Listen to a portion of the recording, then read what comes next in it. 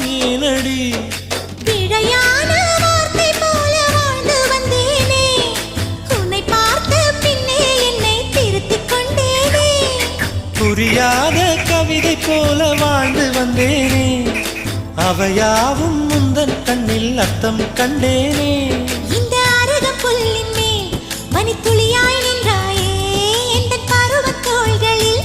பச்சை கிளியாய் வாழ்ந்தாயே என்னை துளசி செடியாய் சுற்றி வந்தாயோ